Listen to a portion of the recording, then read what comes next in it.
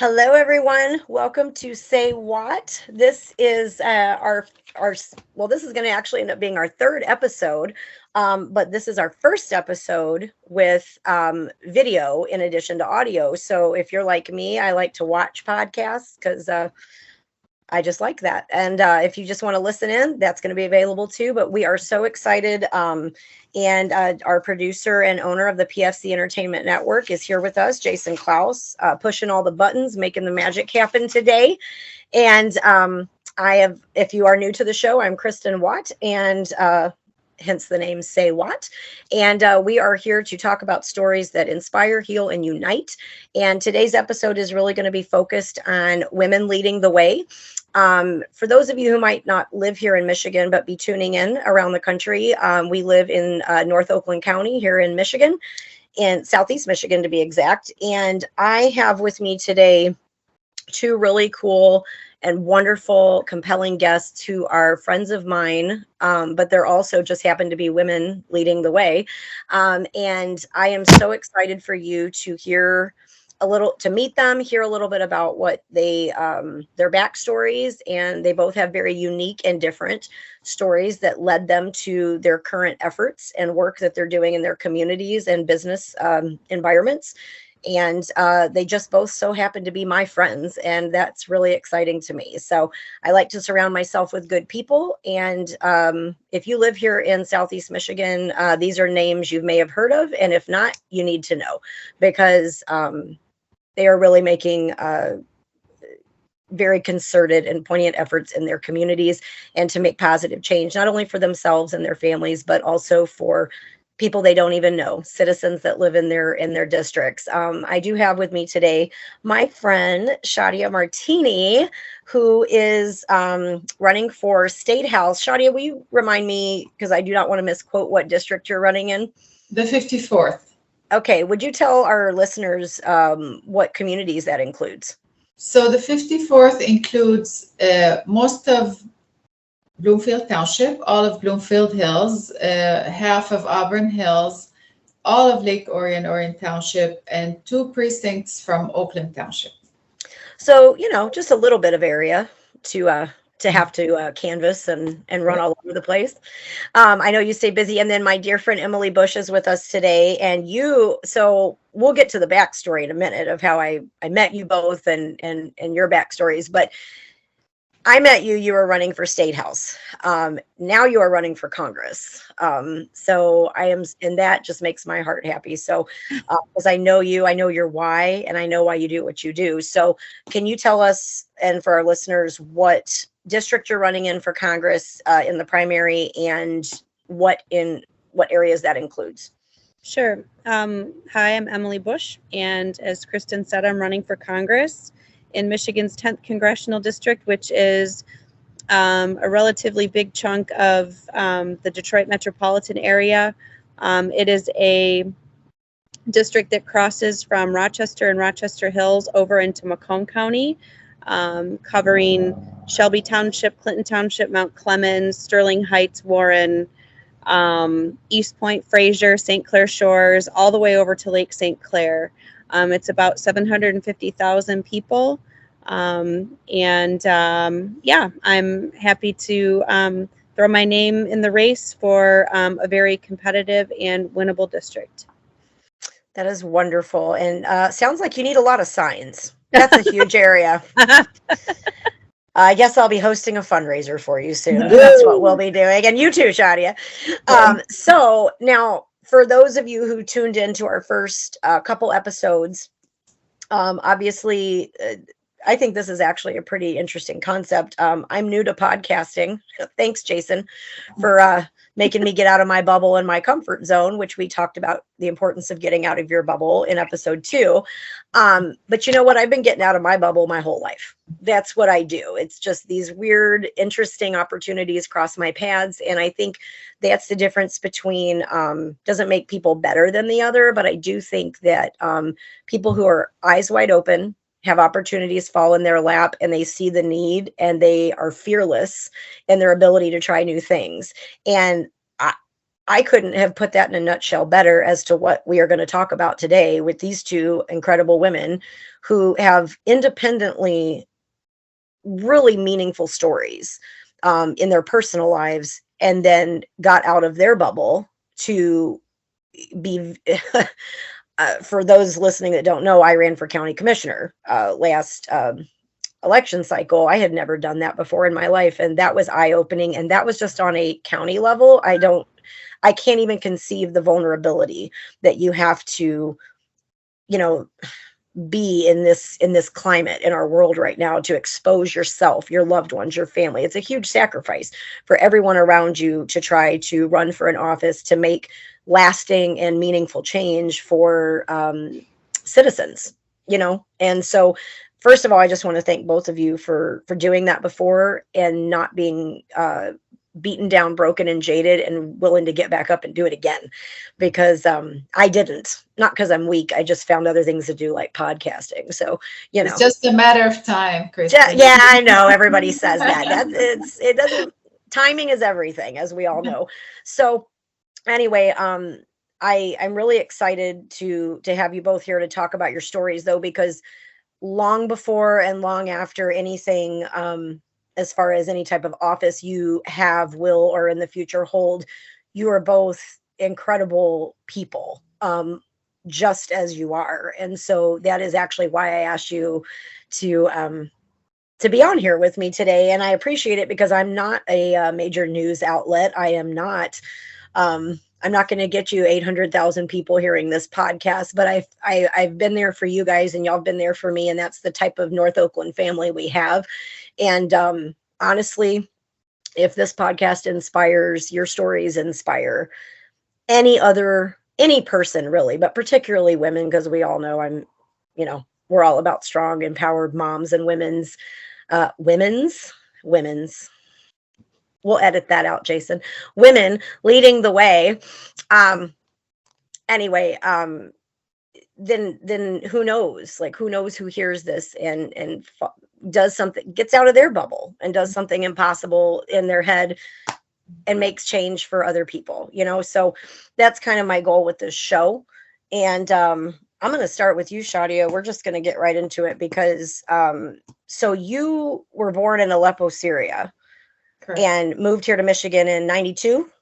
End of 92, yes. End of 92. Yeah. So just that alone is its own story, you know, and I'd like to hear a little bit about, or for our listeners too, like, about your background. I know that your mom was like one of the first or only female oral surgeons in Syria. Like, that's kind of a big deal. We take that for granted here, yeah. I think, you know, in America. I'm very lucky. Yes, I had this trailblazer of a mom. Yes. Yeah, who encouraged you to go to university and really set the tone for being on this amazing podcast today. So, so would you share with us a little bit about your background and kind of how you got here, and then, you know, your professional life, and then also how that led you to running for an office? Yeah. So as you said, I was born and raised in Aleppo, Syria, but when I was less than 2 years old, both my parents were doctors, and they moved us to Spain. So I lived from 2 years to 7 years old in Barcelona, Spain, and then went back to Syria. I went to school. I studied architectural engineering, taught at the university for 4 years, and then I received a scholarship from the Austrian government and went to Vienna.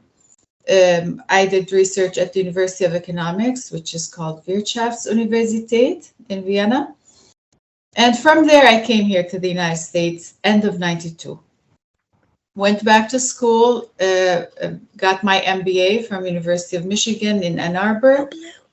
And yeah, go Blue. Emily will beg to differ later, but sorry. We bleed blue. Both my children, my nieces were all U of M grads.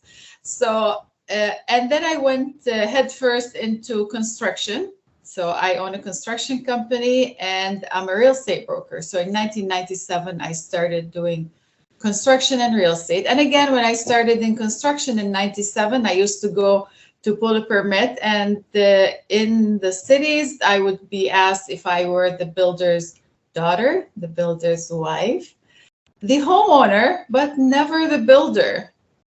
So there were very few women in construction in this country, and it was kind of interesting. And then, fast forward, I need to give you a little bit of a background in terms of Syria as a country.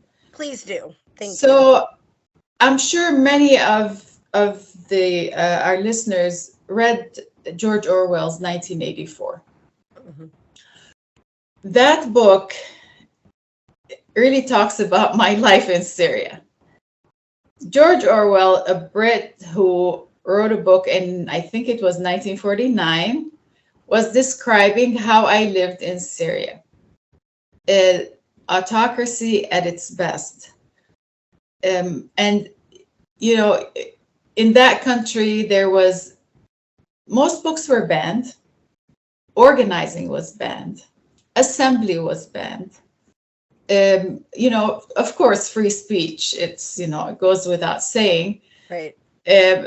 So I grew up in that environment where we were scared of one another because we always said walls have ears. So you would be sitting with friends, and if you're going to say anything about the regime, you would be whispering. And you're whispering and you're still scared because somebody is going to tell on you, and then you would disappear. And every family in Syria knows someone or has a relative who disappeared, never to be heard from again. So you leave these countries, these oppressive, autocratic countries, but the fear never leaves you. It's it's hard to believe. I took everything as normal until my son started talking to me about this stuff, and I would tell him stories and he would look at me and say, Mom, this is not normal. How can you think that this is normal? It's not normal. And now I go back and think about my life and what I have witnessed and think, oh my God, this is crazy. If only my people here heard this.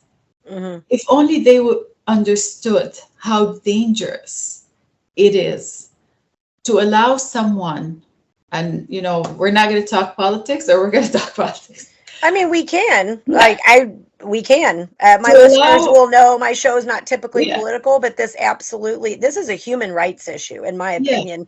Call it political if you want, but go for it. Listening to Trump talk was so scary to me because I've heard this before.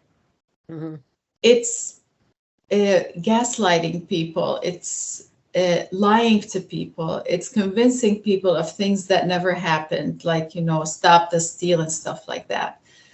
It's very dangerous. And most people in this country think that democracy is messy. And how come we have to, every time we're trying to pass a law, it takes forever. This is so annoying. And, when you think what you believe in is right, it doesn't make any sense to you that you have to wait this long and talk to so many people and debate things. But believe me, the grass is not greener on the other side. It's not even green. So let's embrace democracy. It's the best system out there, and live with all its hurdles, because the other side is as dark as it comes. Well, and just the fact that you, and it's interesting because we do watch, some of us, depending on where you get your news or, your world information, I look at, at Ukraine, and I think about that, and I think about families I know who are Ukrainian living here in Michigan, and then watching, as different, of course, political figures are traveling over there now, and meeting with Zelensky and looking at the atrocities, the literal genocide, if you will, or the attempted genocide of the Ukrainian people. And we see that, and I think we're so numb to it because news is so sensationalized now, and it's for entertainment. It's 24/7, and it's like we've lost our ability to it's hard to empathize if you've not experienced this type of trauma, which it is, what you grew up in and living in that type of it's abuse. It's an abusive environment. It's that was your lived experience. And if I've not had that, it's hard for me to truly understand it. But at the same time, we watch movies, we see news, but I feel like we're like numb to just, oh yeah, 20,000 more people died today. It's just like, yeah, people die. Like there's this apathy, to it because it's our normal. And so I think it's one of the reasons why your story, the first time I ever heard you speak resonated with me is because I like real people who've been through real things and things I don't understand because I want to seek to understand. And every person you talk to has a story, and we're a beautiful, beautiful country full of so many people from so many places, and yet so divided in a way that if we just sat down and had conversations like this, and you're a person who has lived through this, and God only knows what your parents and other relatives have lived through, long before you and since. It's how blessed we are as warped and what's the word I want to look for here? Dysfunctional as our family of American society is. It really takes you home to be thankful that we actually have the right to argue about politics, because you can't even argue about it in other countries. Very grateful to be in this country. You have no idea how grateful I am to be in this country. And it's, I want to tell people that don't ignore the little things that you think are little. Don't ignore them. Mm-hmm. And I'll give you an example. Banning books. Where I grew up, most books were banned. We even got some books with pages taken out. So you would be reading, you're at page 30, and then 31, 32, 33 is gone. Wow. Because there is one sentence, sometimes one word that didn't, adhere to what the dear leader wanted us to know about. So, and the story that I tell everybody is, I was 13 years old. There was an uprising in Syria in the late 70s, early 80s. I lived that one. And the city of Aleppo is a very large city. It's like 4 or 5 million people. The regime actually surrounded the entire city, enforced a curfew, and searched every single apartment and house in that city 3 times.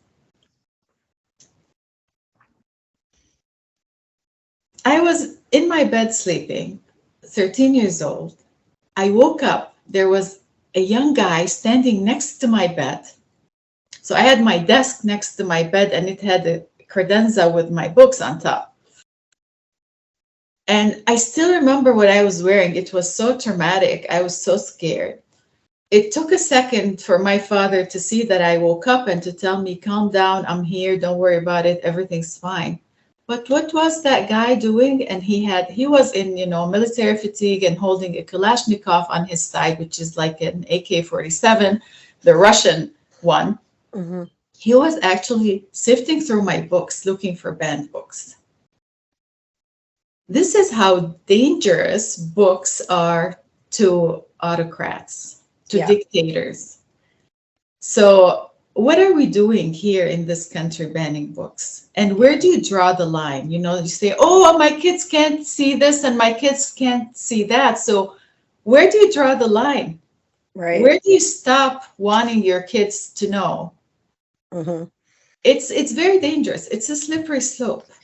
Well, and I can tell you, I have not, again, this is my 3rd episode, so we haven't even gotten into the deep dive of my life story. And I think just little nuggets will get dropped along through the episodes. But, I am an elected official on our library board in my community. So I am very privy to who knew that the library board was going to be controversial. But here we are, so just the right to you don't have to like everything you see and everything you read, and we have boundaries that age appropriateness, things like that. That belongs in families and homes. That should not be mandated by government institutions, personal freedom to be able to do that. And again, like that's as American as apple pie, like Yeah, absolutely. personal freedom. Yeah. So, I'm glad that I'm sorry that was that's traumatic. That's traumatic for anyone, to have anyone in your home, but I'm glad that you lived through it. I'm glad that you rose above it. I'm glad you got it. I'm glad you're here. I'm glad you're in Michigan, raising your Believe beautiful me, family. And I'm the most glad I'm here. Believe me. well, and Back in before Syria, after I left the country is even a lot worse than I experienced. I So know. no Well, one's happier than me can for you being here. share could you share a little bit about from that experience? Obviously, you came here to Michigan, you have a family, you have a son. I've met him. He's a wonderful young man. Um, what how I know that you have been also a longtime advocate for Syrian immigrants and refugees that have come here to Michigan. Um, I don't remember the formal, title or the organizations you were working with, but from there, obviously, you built your own life, and then you went to help other people who have come here too. How did you get from? It seems like a logical next step, but like, what was your why? How did you go from all of this to deciding to run for the United States House of, or the, I'm sorry, the Michigan House of Representatives in So 2022? yeah, so as I explained, when you leave these countries like Syria, the fear never leaves you. So just like any other Syrian, I came to this country and, politics is completely out of the question. It's something we're scared of. We don't talk about. Voting in Syria was going to the polling station, and they would present you with a piece of paper with their leader's picture in the center, and a yes or a no. The choice was a yes or a no, and then you had four goons from the Secret Service looking over your shoulder to make sure you're checking the yes. If you checked the no, you would disappear. So that was what voting was all about for me. So coming to this country and still having that fear, my family was still there. I never even thought about politics. But then in 2011, a revolution started in Syria. I was Mhm. watching on YouTube young men and women on the streets of cities and towns all over the country calling for freedom. It was shocking to me. I never thought. I mean, I saw what happened, the Arab Spring. I saw what happened in Tunisia, in Libya, in Egypt, but I never thought that it would happen in Syria. It was the most oppressive and still is the most oppressive Arab country. Mhm. And when I saw that, I was completely shocked, but I also faced the dilemma of what am I going to do? I'm sitting here in a free country with the ability to speak up and and and do whatever pretty much I want. And I'm sitting here not doing anything because I'm scared, because I knew if I said anything, I would never be able to see my parents again. I would never be able to go there. I would subject my family to danger. But I just could not sit still and do nothing. It was the moral thing to do. So I organized with other Syrians and we started advocating for human rights for the Syrian people. Of course, I paid the price. I mean, I'm on a blacklist. I can't go to Syria anymore. Last time I saw my parents was in 2009. I lost my Wow. mother in 2019. I lost my father in 2022. I couldn't see either of them. I couldn't be with them in their old days to help them out. I remember seeing your post when your dad So passed this last year. it Just was awful. very difficult for me, but I know other people lost their children, they lost their houses, they lost everything they owned, they lost their families. I'm embarrassed to say that what I lost is I didn't see my parents. I have property in Syria that's confiscated. I'm embarrassed to say that, I was affected because I see the other people and what they went through. So at that stage, I started working, and I started working hard, and we Syrians never knew how to organize because we were not allowed. We were not allowed. I have a group of friends when I lived in Syria that organized and went out on the streets to clean the street out of civic duty. What happened to them? They were rounded up and thrown in jail. That's the environment we were in. So it took us a while to be able to organize and to be able to be effective. Mm-hmm. So throughout all these years, we were meeting with congressmen and women, with senators from both sides of the aisle. So mm-hmm. I have contributed to Democrats and I've contributed to Republicans.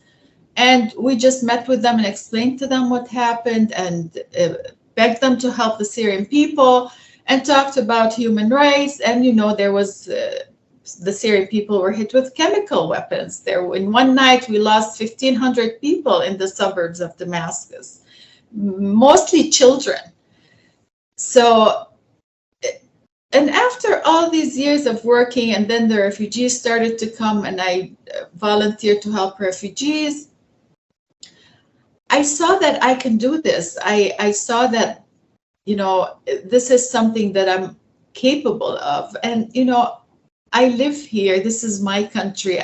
I came here and people welcomed me with open arms. And I feel like it's time for me to give back. I raised my kids. I have 2 boys, and, my youngest just turned 22. So I have, the time. I don't have kids to worry about. And that's why I stepped up and said, I'm running for office to help my community here in Oakland County. I'm just I know you, and I've heard a lot of that story before, just in not the full story, but the hair on my arm still stands up. Every time I hear you speak, because it's true. It's your life. That is your life. And this is everyone, I believe, in this world, whether they know it or not, has a story and an experience and a gift, a skill set. And we talked, Jason, I think you and I've talked on your Klaus to the Heart show about I don't even remember if we talked about it personally or on the show, but walking in your purpose, and your purpose can shift and change. But I feel like when I look around, whether that's people running a small business, whether you're advocating for human rights, whether you're starting a podcast network, it doesn't matter. Whatever you're teaching students in a school, when you're walking in your purpose, people gravitate to you, and barriers come down. Because I know that, and Emily, we're about to get to your story here in a second, but both of you are while you are running, both of you are running as Democrats, and I know that you both, I've witnessed it, not just know it, but I've literally watched it in live action, real time. I have never seen 2 women walk into a room and talk to anybody. Fearless. Doesn't matter. Red, blue, purple, alien, human. It doesn't even matter. You're there with a purpose and a focus, and it's one that affects everybody. It's not, it's not even a partisan thing. It is literally a human thing. And I've watched you both navigate through the abysmal red tape that is the political process, but yet I'd still rather have that process than what Shadia has just explained as the alternative, right? How blessed we are to have this dysfunctional family. Yes. So, but I've watched you both work with both sides of the aisle on so many issues, because half of the issues we deal with aren't even left or right. They're just, society's made it this way. Yeah. And so I think that's really, even though, again, my show is not technically political in nature, it's part of who I am. I'm an active advocate in my community. And, I've run for office and had to pick a side and all that stuff. But at the end of the day, are you taking your pain and your and turning it into purpose, and it literally saves and affects lives, and you don't even get to see the ripple of the seeds you plant, because that's not even what you're here for. You're just here to do the work because it needs doing. And Yes. that's why you're both of you just inspire me as women, as friends, as mothers, and now as candidates again, so I'm excited. If you live in, say those areas again one more time, Shadia. I can't keep up with all the districts. There's too Bloomfield many. Township, Bloomfield Hills, Lake Orion, Orion Township, Auburn Hills, and two precincts from Oakland Township. Thank you. And it's I don't want to butcher your website, isn't it? Is votemartini.com? Yes, votemartini.com. Yes. If you would like to know more, first of all, about Shadia, and if you have friends or family or relatives that live in those areas,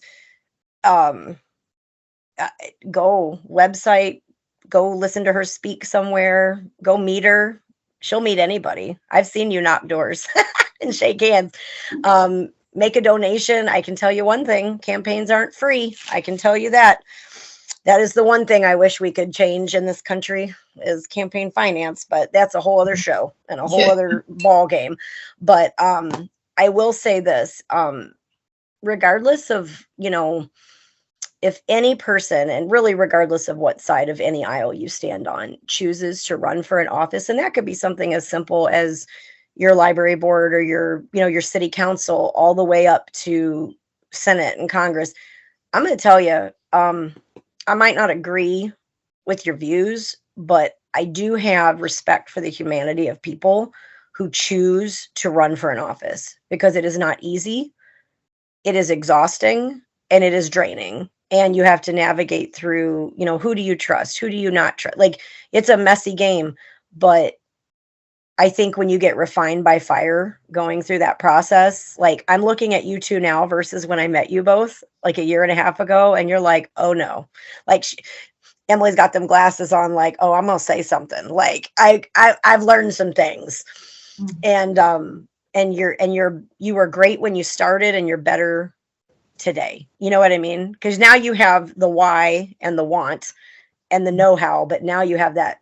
You've been through this once, and you learned what you do need to do, what you don't need to do. You learned by talking. I've never seen two people talk to more people, like just going out and just being everywhere and hearing from everybody in your communities, like what they want, what they don't want, and then really trying to work to give your neighbors that, and so I just respect you both so much. I just love you. Thank you. So, okay. So we are going to take a quick break. I want to let you know that, again, this episode is brought to you by Matter Over Mind Services in Fenton, Michigan. Stay weird, or was it be weird, stay kind, Jason? Poor Jessica Forshee, who is the owner of Matter Over Mind Services, is going to kill me for butchering her catchphrase. Stay weird, be kind. So if you would like to add some great emotional tools to your toolbox, she is a hypnotherapist, life coach, and a Reiki master, and she has a beautiful practice in Fenton, Michigan. That's matterovermindservices.com. We will be back in just a few minutes to speak with Emily Busch. Hey, it's your buddy Billy. Have you checked out the new online store for the PFC Podcast Network yet? If you haven't, you really should. There's all kinds of great merchandise over there, from shirts and hoodies to throw pillows, hats, mugs, glassware, and all other kinds of merchandise available with the great logos and designs from all the wonderful shows here on the Podcast Network. So head on over to the official online store of the PFC Podcast Network. Go to cafepress.com/PFC Network for all the latest information from the official online store of the PFC Podcast. Hey everybody, welcome back to Say What. We are here, it's been a pretty emotional and deep conversation, this first session here with our guest Shadia Martini, and I really thank you for sharing your lived experience with us. Like I said, the purpose of this show is to share real stories that hopefully inspire, heal, and unite. And I think you're your lived experience. No doubt it has touched some heartstrings of these listeners, and just probably validated why I love and respect you so much. So, and I really appreciate you giving up time. It's a busy time of season right now for you. So I really appreciate you giving your time to this episode. We are back now with my other friend, and actually Shadia and I are both friends with Emily. So I feel like it's just a family reunion right now. But my dear friend, Emily Busch, I'm going to introduce her briefly, and then I'm just going to let her go because she's got her own story to tell. And for those of you who live, I do have a lot of friends and family that live up here in my area or around Oakland County in Southeast Michigan who will be tuning into this, and this will hit, your story is going to very much hit home because your story begins right here in Oxford in North Oakland County, so but I do want to just introduce the listeners in a way of how we met. As I mentioned in the first half, you were running for State House in your district, and I had ran for county commissioner. And what was interesting is I met you. I'm pretty sure you were in a hoodie and sweatpants with an earbud in at a meeting because you were somehow working, running for office, and listening to a school board meeting in Oxford, like all at the same time.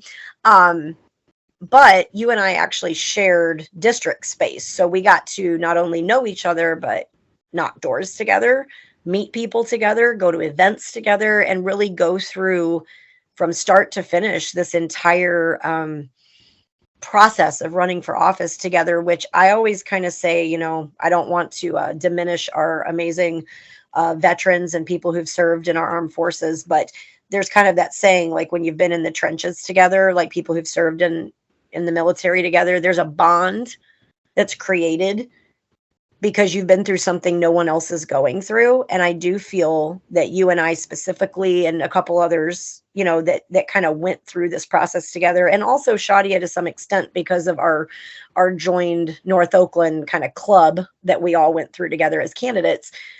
It is an experience that is unlike anything else I've ever been through in my life. And I feel like we've been through those trenches together, and it's a bond that can't be broken. If I don't see you for 20 years, I'll be like, girl, remember that time in Ortonville? Like, we're going to remember that. We did remember that UAW thing? And, and like, we've been through it. So I feel like we're bonded in a way with others that's just a very unique and precious time of my life, because even though I didn't win, I gathered and gained so many amazing contacts, networks, and relationships from that experience that are priceless. And they've literally manifested themselves in you two being on a podcast with me. So it's like, it's just a really precious time of my life. I will always reflect back on with a lot of joy and stuff. So now that I've gotten mushy on you, so you are Emily Busch, and I'm just going to let you go because that's what you do. And I know obviously you're running for Congress, you ran for State House, but your story is quite a unique one, and now very unique to the Oxford community that led you here. So take it away. Well, I just want to say, when you say that it is in the trenches, I don't know if you ladies know this, but did you know that only 2% of Americans ever run for something? I believe it. 2%. So we belong to an interesting club in that regard. So when you say we're in the trenches, I have had people thank me for my service running for something. So some people say that this is one of the most patriotic things that you can do in addition to serving our country. So thank you, Shadia. Thank you, Kristin. We're part of a unique club. So, so let's see. I'll give you my quick tagline. I was a working mom with sending a kid to Oxford schools who thought everything was okay until one day it wasn't. And so to take everybody back quickly to the experience, I was working from home that day. I've been in medical and dental device sales for 25 years, and I was working at home on the afternoon of November 30th, 2021. And a good friend of mine sent me a text message right before 1 o'clock. I think it was around 12:51 or 12:52 on November 30th, 2021. And it's the text message that no mom or dad or any parent figure ever wants to get, which is, have you talked to Andrew? And I texted my friend back and I said, no, why? And she said, my daughter just texted me and said that there's an active shooter at the high school.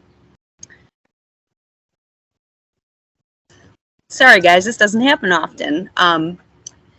So I texted my son immediately, and I don't know how I knew to text rather than call, because in everyone's nightmares, you think about the fact that you don't want your child's son to make, or your child's phone to make noise. Mm-hmm. So I texted my son and I said, hey, what's going on? And I saw, if you have an iPhone, I saw the jumpy bubbles going. So I took a quick breath and I picked up the phone and I called. And I could tell that he was outside. I could tell that he was running. And I could hear sirens in the background. And I said, where are you? And he said, we're running to Meyer. And I said, what's going on? And he said, I don't know. There's lots of fire trucks and police cars. He said, maybe it's a fire. And I said, okay, well, where are you going? He said, well, we're just going to Meyer. We're supposed to go to Meyer. And I said, well, can I come get you? And he pulled the phone away from his face and he said, hey, can my mom come get me? And I heard his teacher in the background say, nope, but she can come be with you in the parking lot at Meyer. And he said, well, you can come be with me at the parking lot. I was like, all right. And I grabbed my keys and I got into my car and I backed up out of my driveway, and my home is like 2 miles from the Meyer parking lot. So I backed out of my garage and immediately I could hear all of the sirens. And I literally have to go down my street, turn left, turn right, turn left. And it's typically a 4-minute drive to get to Meyer, and it took me almost 20 minutes. So I got in my car, drove, and I called my son again. And he said, Mom, it's okay. One of my friends can bring me home. And I said, oh, no. I said, I'll come get you. And he goes, all right, well, I'll see you in a few minutes. I said, no, you're going to stay on the phone with me until I get to you. Yeah. So I stayed on the phone with him, and I'll never forget the left turn off of Burdick, which is one of the 2 main roads to M24, Lapeer Road. I probably missed 4 or 5 cycles of the left turn light because there were so many emergency vehicles. And as I was waiting on the 3rd-ish cycle of the light, there was a woman in a car next to me, and she rolled down her window, so I rolled down my window, and she said, she had 2 little kids in the back seat, and she said, have you heard what's going on? And I said, yes. And she said, there's an active shooter at the high school. And at that moment, my son's still on Bluetooth. I smacked my hand up to my mouth, and it hit me at that moment. And I had a hitch in my breath, and I said, my son's okay. He's okay.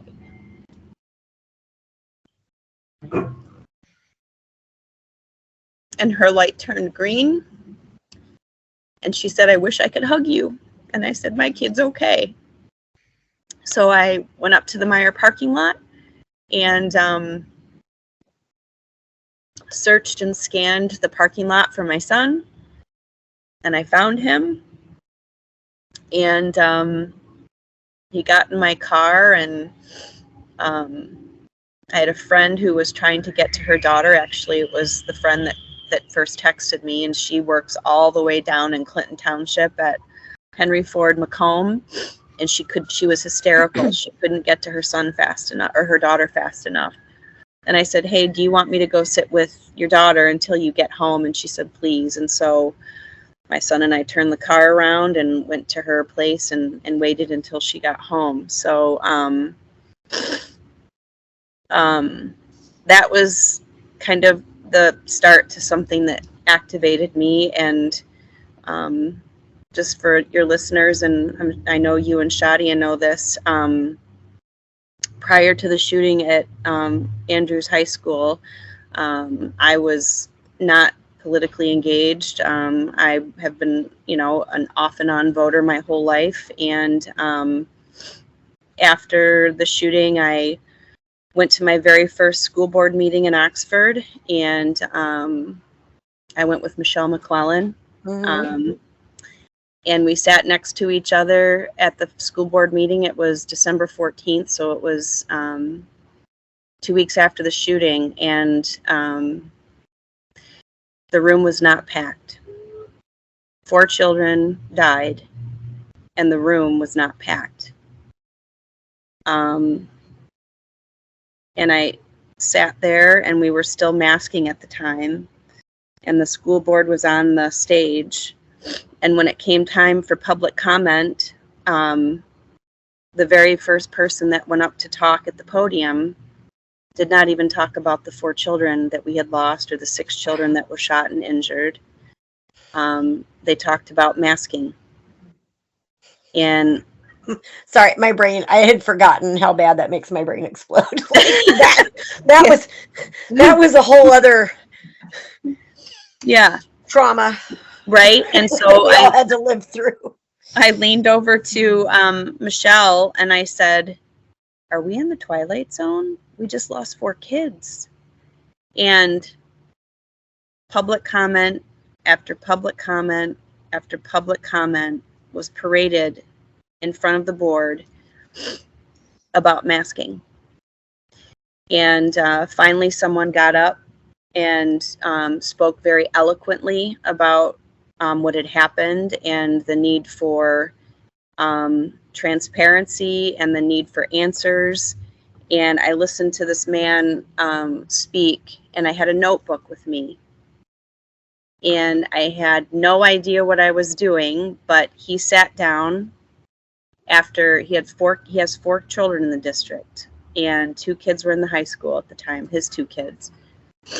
And I wrote a note and I said, hi, my name is Emily Busch. I have a freshman at the high school. I have never pulled people together. I don't know what we're doing or what to do. I just know that I need to do something. Here's my cell phone number. And I ripped the page out of my notebook and I folded it up and I passed him a note. And that next Saturday, so 2.5 weeks after the tragedy, I gathered about 10 parents in a local coffee shop. And we talked about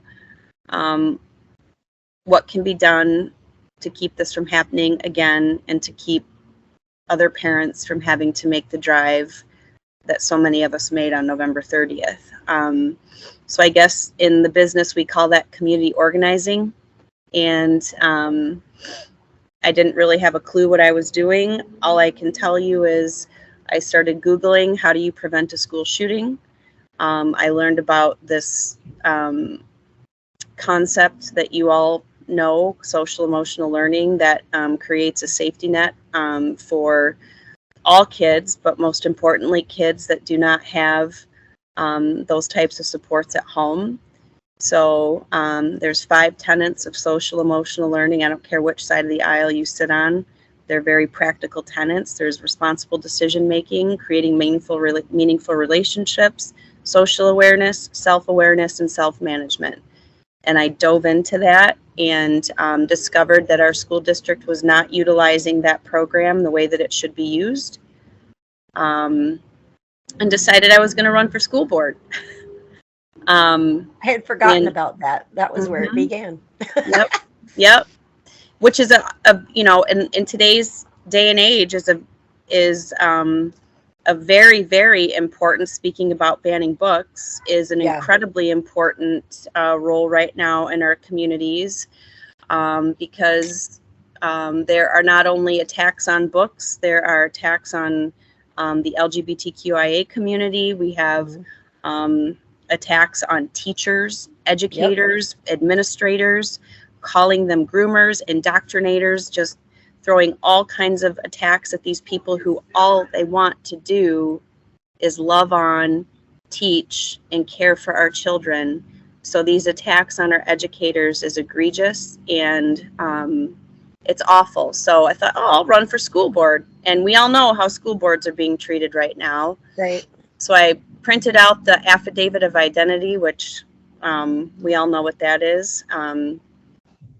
And I laid it on a desk in my guest bedroom, and time went on, and Michelle, who I attended that very first school board meeting, and I were texting one night, and she said, you know, the entire state just redrew all of its districts, and we need someone to run for state representative in District 66. And I was like, okay, I'll do it.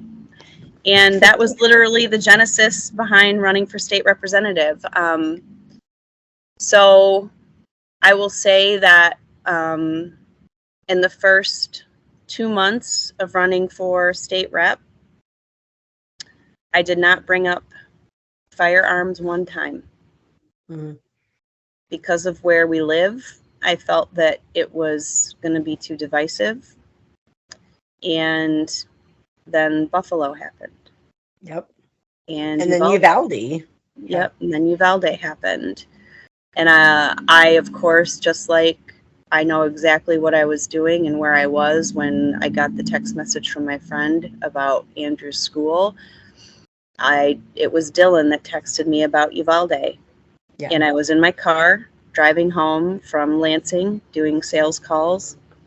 And I cannot describe to you, which I've never really, it's probably a few times in my life have I experienced this, the visceral sobbing, the shoulders shaking as I'm driving down the road on I-69 from Lansing to Oxford. The thought that we are sacrificing our children for a certain right. And the gloves were off at that point for me. So I ran, as you know, a very lean campaign in a plus 30 Republican district. I lost by 30 points. Shocking. I learned how to stump. I learned how to fundraise. I learned how to connect and network. And I spent many a campaign and candidate forum with Shadia and Kristin. We found our sea legs, ladies, and it's taken me a bit to find my sea legs in this scenario. But I will simply say that after not being sure whether or not I wanted to run for anything else, and Shadia, you were a part of not being sure whether I not wanted to do anything ever again, we were in the basement of the Clarkston Union, and you mentioned something that I was like, I think I'm going to tap out.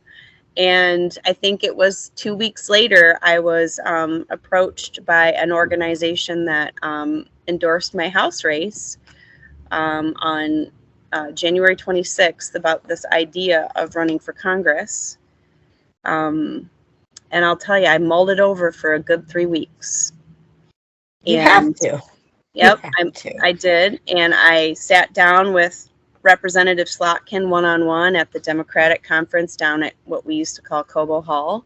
And she almost talked me out of it. She was being real polite about it. She said, well, have you ever thought about doing paid advocacy for like Moms Demand Action? Or and she says, fundraising is very difficult. And I said, I had no idea, honestly. And I said I would consider it. And I don't know if you ladies know this, but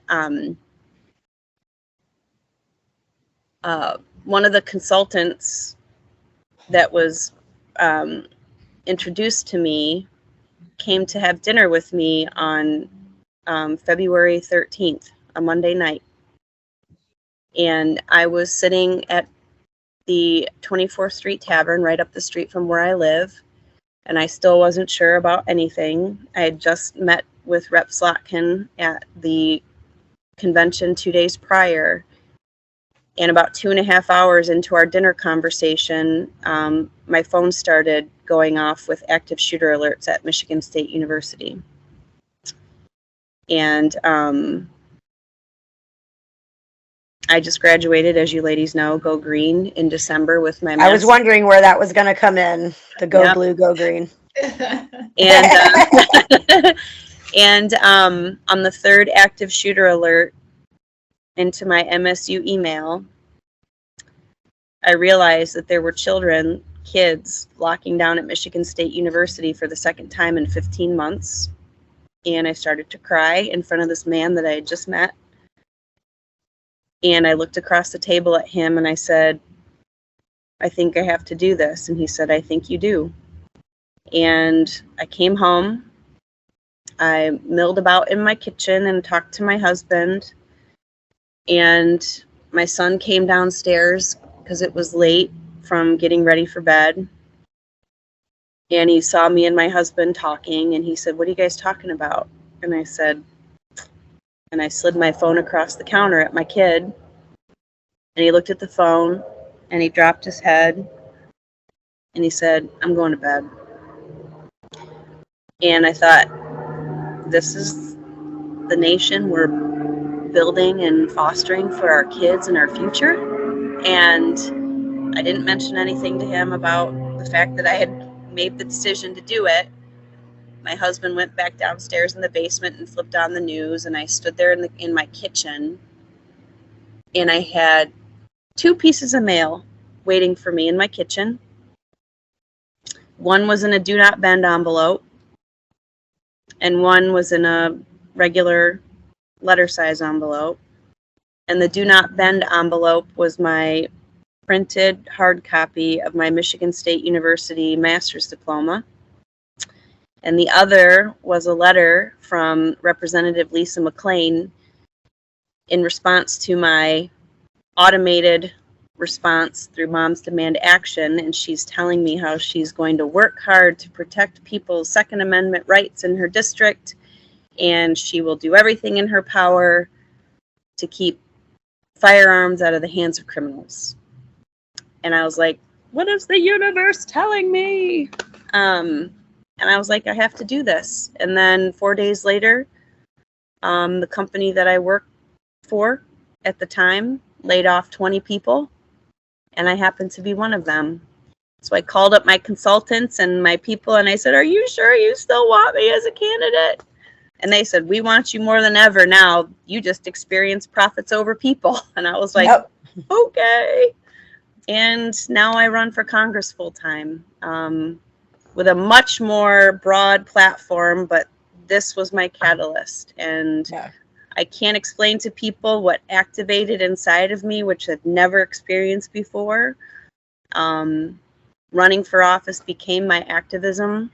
I met you, wonderful, amazing, influential, intelligent ladies, and there's no looking back now. And we're all the better for it. Because you know what? I will say this for anyone listening. Speaking of Congresswoman Slotkin, a couple years ago, long before I met you guys, as a community organizer myself, I worked on a project here in Holly, Michigan, where I live. And I found out that our community, like all of our, and this is probably common throughout the country, but many of our street names, our parks, our schools, our, built civic buildings are all named after men. And I realized after working with our Holly Historical Society, and I heard a story one night by a friend of mine about all these women who had actually built our community. And I was like, why are none of our streets named after these people? Why? Like I'm not talking about, oh, they fed the hungry. I'm talking like built the community. Our entire economic development was like all of our businesses are thriving today because of women who took over, whether they started them or took over during the World War II and like held down the fort, you know, like riveters. And I said, well, we have nothing. And so I created this project for the Holly Women's Memorial, which Emily has actually come out and got to see. It's just a little dilapidated space in Waterworks Park here in Holly, but it was actually the home of our waterworks building, and it had fallen into disrepair. So that was my first time bringing people, every business owner, people that absolutely couldn't stand anything I stood for. Like, we brought everyone from every walk of life together. We raised the money. We got it done. We rehabbed that space, and now it overlooks the Shiawassee River. And I just found out from my daughter this week, it is also some kind of point thing on the Pokemon Go. I don't know what that means, but someone has designated it a Pokemon Go spot. And I love that children are going to this spot as a Pokemon Go spot. And they're actually, it's nothing crazy, but it's enough to go, what is this space?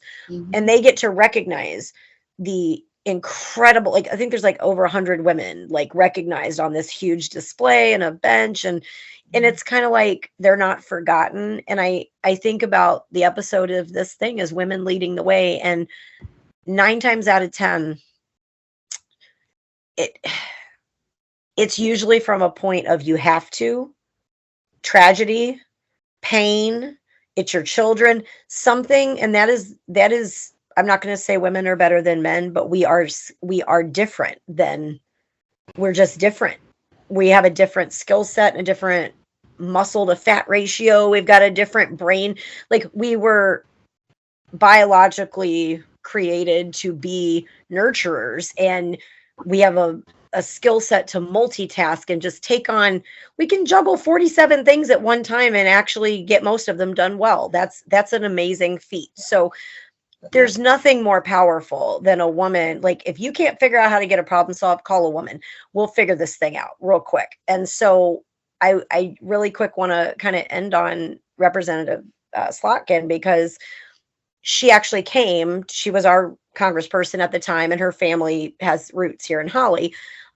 She came and spoke, and was also recognized as one of the only few women who've ever served in Congress for a district. But she told me something at that time, that there was a statistic that women have to be asked 7 times to run for office to do it.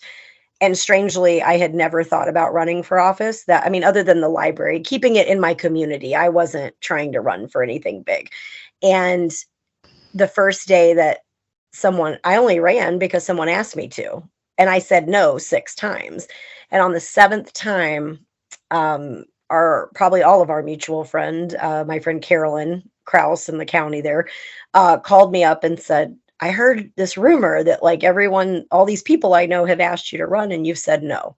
And I said, yeah, I'm a community activist. I'm not a politician. She goes, so what? You have all the chops to do this, and you have your finger on the pulse of your community. And I thought, oh, okay. And it was just as simple as, okay, I'll do that.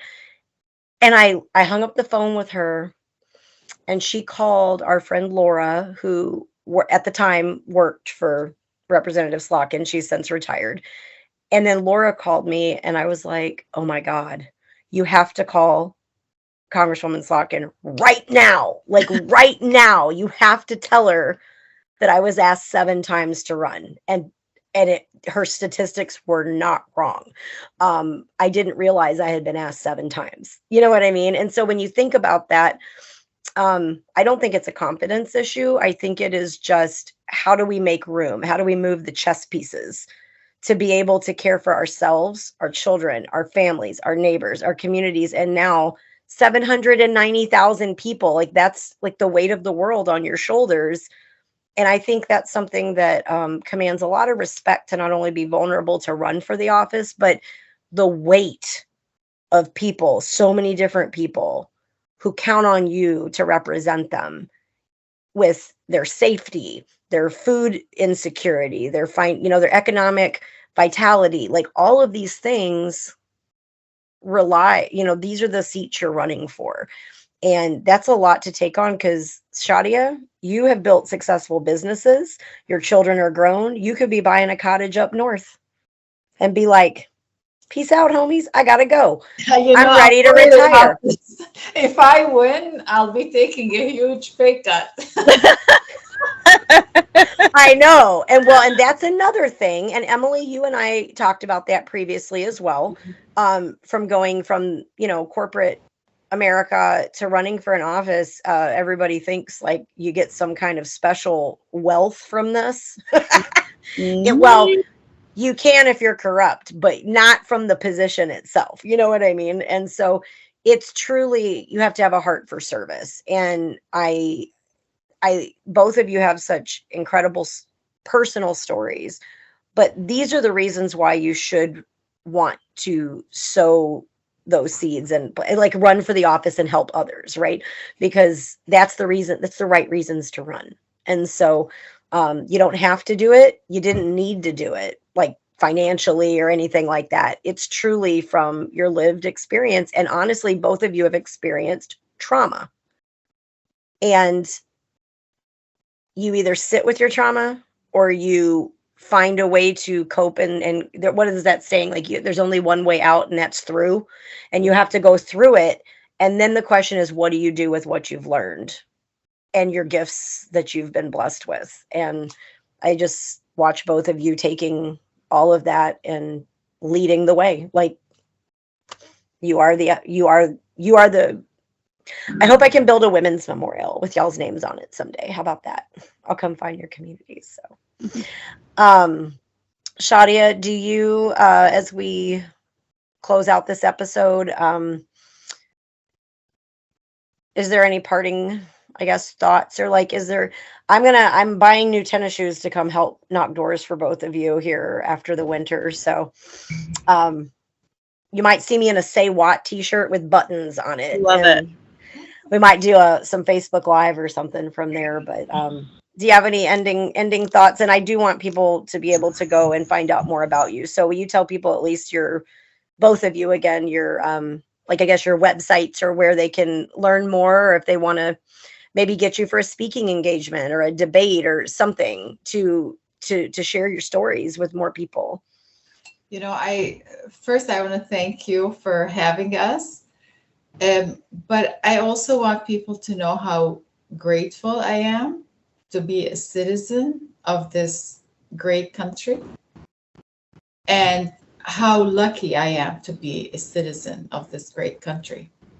I want people to have pride in the fact that they're American, because we have a lot to be proud of. We're not perfect. I'm not saying we're perfect, but we have a lot to be proud of. And I want also to tell people that somebody has to do it. Somebody has to run for office. And if you have the abilities, you should step up and do it. Because if it's not you, who else is it going to be?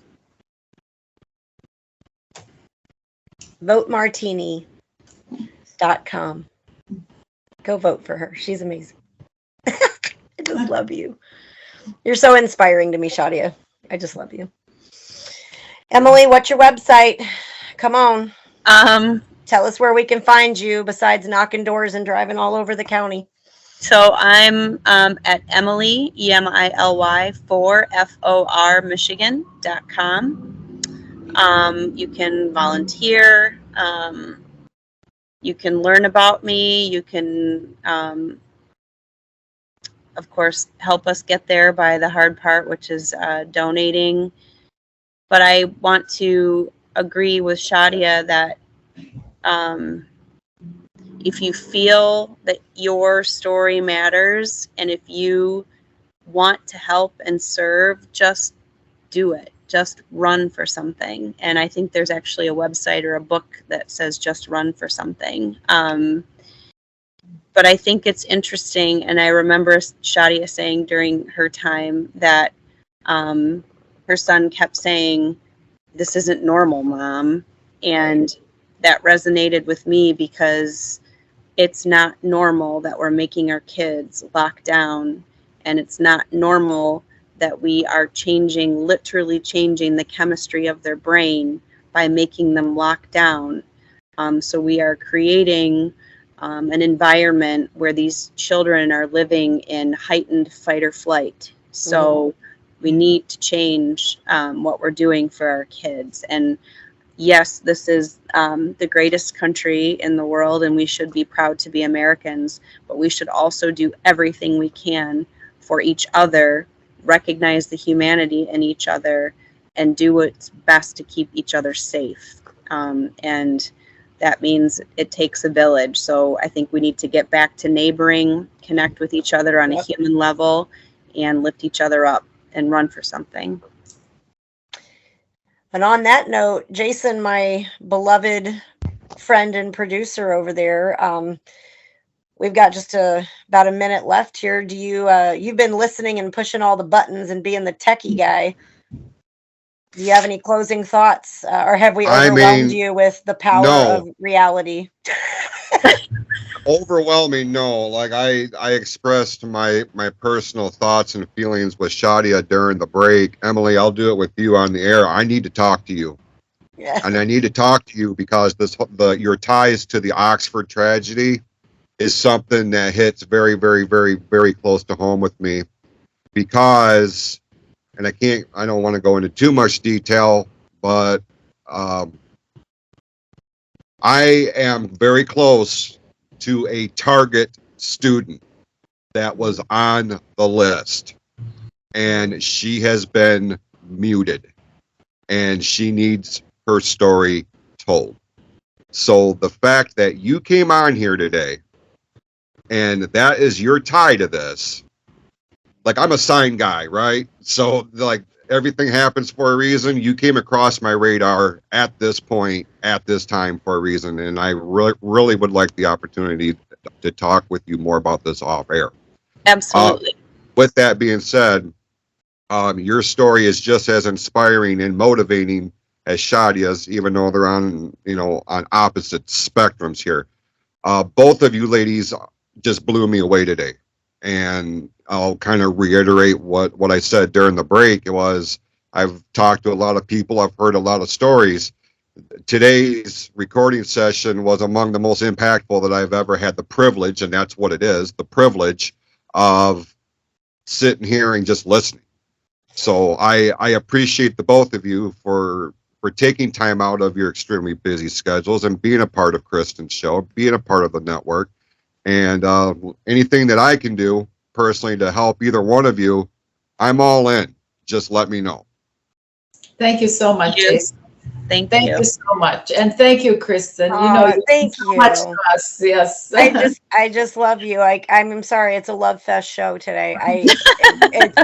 My heart is so full because I'm so blessed in my life to be a part of a network of so many incredible people, particularly women, but definitely people, Jason included. So I will let you know, we are, when this episode is over, and when it drops on the air, we're going to have a mini bonus episode that'll be kind of a follow-up to this. And she's a mutual friend of all of ours, but our friend Sky, who is with Everytown USA, which is a nonprofit that works to prevent gun violence, is going to be doing a bonus follow-up episode to talk about the very it's a 501c3. It's nonpartisan. It's stuff that everyone can relate to, but we're going to talk about how do we work toward fixing that and having those difficult conversations. But obviously, because you are both political candidates, we can't have a group discussion with folks representing nonprofits, obviously. So we decided to do a bonus follow-up episode. So we'll be getting on here with her soon. Another great, inspiring woman leading the way. So I really thank everyone for being here today. And thank you for tuning in to Say What, stories that inspire, heal, and unite. That's the intention. So we will see you on the next episode. And thank you guys for tuning in.